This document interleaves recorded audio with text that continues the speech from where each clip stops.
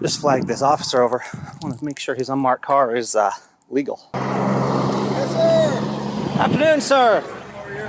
Good. Hey, the reason I stopped you today is because I saw this car was unmarked. Is this a registered unmarked vehicle for undercover work, or? Okay, you're not allowed to have patrol cars that are unmarked. Are you aware of that under Washington State RCW? I'd have to look it up, but Yeah, you really should do that. So there's no market, there's no indication on this car. Okay, what's your name? Canfield? Deputy Canfield. Okay, Deputy Canfield. Can I see some ID? Can you see some ID of Yes. me? Yeah, I need to make sure that you need to prove you're driving an unmarked vehicle, so I need to make sure you're actually a police officer and that you have the authority to be driving this vehicle, because you seem to be kind of doing something that's clearly in violation of Washington state law. So I just want to make sure you are who you say you are, okay? Okay. Well, Okay. Mr. Seim, I'm not gonna play the game with you. This isn't a game, it's called law. Okay. Yeah. So can I see some ID and maybe license, registration, proof of insurance, sir? No, I'm not gonna show you that. Yeah, this is my ID right here. That's not ID, sir. Yeah. Well, this If I showed you a badge, if you stopped me, would you take that as ID? Come on. Let's be reasonable. Anybody can have a patch, sir. Okay. What about? Is it a big deal for you to show me some ID just so I can make sure? I can show it to you. That'd be cool. That's all I want. I just like to make sure. Canfield GT51. Can I see? Yeah, you can see it. You're not gonna hold it in your hand though. Okay. Let me just get a close look at it there. That's fine. Does that match this? That looks legit to me. I appreciate it. I do. I really do. Driver's license? You got a driver's license too. I appreciate it. I do. I appreciate the cooperation. Are you stopping people in this vehicle? Yeah, I am. Okay. It's completely in violation of Washington state law, and you are culpable in that, the way the law is written. Okay, So you've admitted that you are in violation of Washington state law and that you are stopping people in this vehicle. So what I'm going to encourage you to do, I'm not gonna write you up today. What I am going to encourage you to do is take this car back. I know you're smiling, but we the citizens do have a right to hold you guys accountable. If I'm in open violation of the law, I mean, I could call a sheriff out here and demand that you be written up for this, because you are in open violation of Washington State RCWs. Okay? So I just want you to talk to the sheriff about it.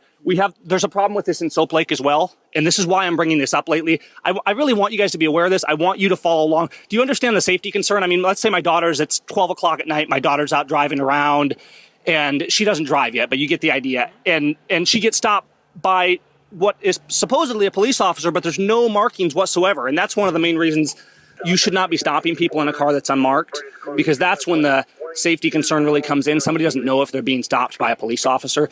So understand that every time you stop somebody in this car, you are in violation of Washington state law, and you can't do that. So if we see you stopped in this car and have doing patrol stops in this car, we're going to have a problem because it's illegal.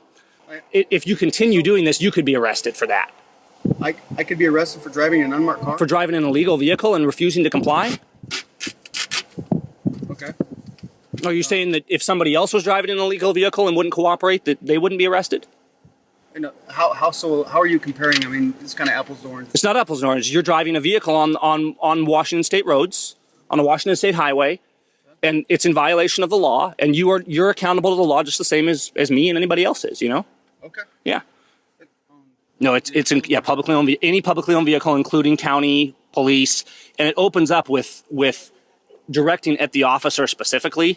So, and that's the key for you. So you want to read this, because even if they give you an unmarked vehicle, you're legally obligated to not operate that unmarked vehicle, because the law is defined at the officer and says you, as the officer, shall not operate the vehicle on the public roadways, a publicly owned vehicle that's not legally marked.